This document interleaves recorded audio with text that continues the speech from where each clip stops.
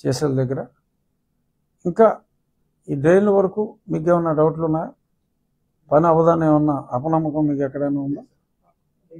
పనులు జరుగుతున్నాయి సార్, బాగా జరుగుతున్నాయండి. కానీ ఇప్పుడు లేనటువంటి దాతల సహకారం నియోజకవర్గానికి మీరు వచ్చిన తర్వాత చాలా మంది దాతలు ముందుకు వస్తున్నారు సార్. కాలువలు కానివ్వండి, డ్రైనేజీలు కానివ్వండి.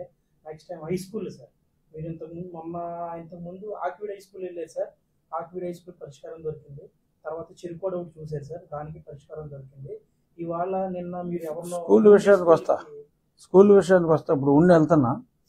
సో డ్రైనేజీల వరకు అనుకున్న షెడ్యూల్, కొత్తగా టేకప్ చేసిన పనులు షెడ్యూల్లో ముందు ఒరిజినల్ షెడ్యూల్లో లేనివి కూడా మా పక్క నియోజకవర్గం మాజీ మంత్రి, నాకు ప్రాణ స్నేహితులు, వయసులో పెద్దవాళ్ళైనా నాకు చక్కటి మంచి మిత్రులు కామినేని శ్రీనివాస్ గారు, ఆయనతో కూడా మాట్లాడటం జరిగింది. సో అది కూడా 2 నియోజకవర్గాలకు కూడా ఉపయోగపడేది. సో దాన్ని కూడా ఆగస్టు 15 నాటికి కంప్లీట్ అవుతుంది.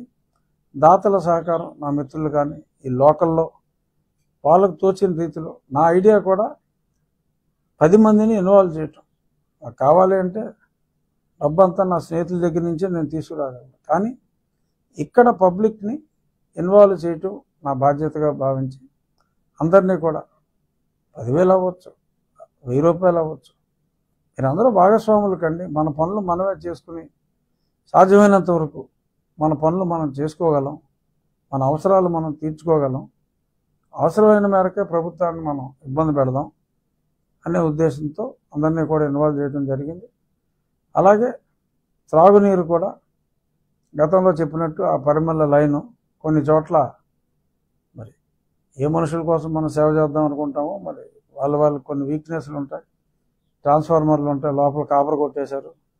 సో ఆ ట్రాన్స్ఫార్మర్లు అది తీసుకొచ్చే ముందు మరి అధికారులతో మాట్లాడి మరి త్వరగా ట్రాన్స్ఫార్మర్లు అరేంజ్ చేసి వచ్చే సోమవారం నాటికి, అంటే వాళ్ళ బుధవారం, నెక్స్ట్ సోమవారం లేదా మంగళవారం నాటికి పార్షియల్గా యుద్ధ ప్రాతిపదికన 15 రోజుల నుంచి పనులు జరిగినాయి.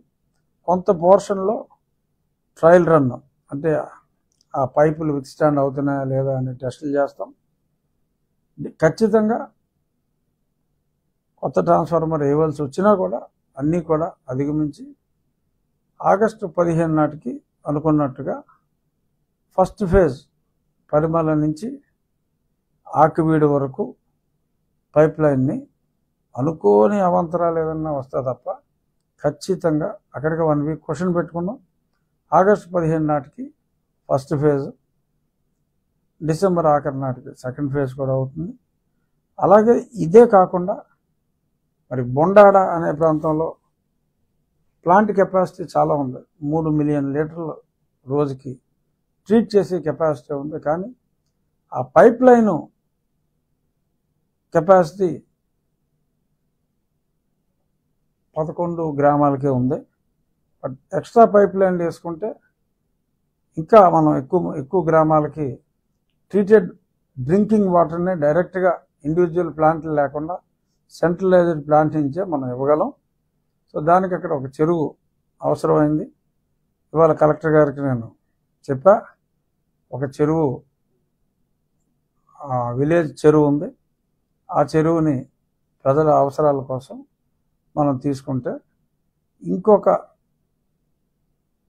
తక్కువ ఖర్చుతో ఒక 5-6 గ్రామాలకి ఇంకాస్త ఖర్చు పెట్టగలిగితే ఇంకో 10 గ్రామాలకు కూడా ఆ పర్టికులర్ ప్లాంట్ నుంచి, ప్లాంట్ కట్టక్కర్లా, లక్కీగా ఓన్లీ పైప్ లైన్ వేయాలి, బ్యూటిఫుల్ ప్లాంట్ ఉంది, అవన్నీ కూడా చేసుకునే అవకాశం ఉంటుందని చెప్పి అధికారులతోటి వాళ్ళ కలెక్టర్ గారితో కూడా మాట్లాడటం జరిగింది.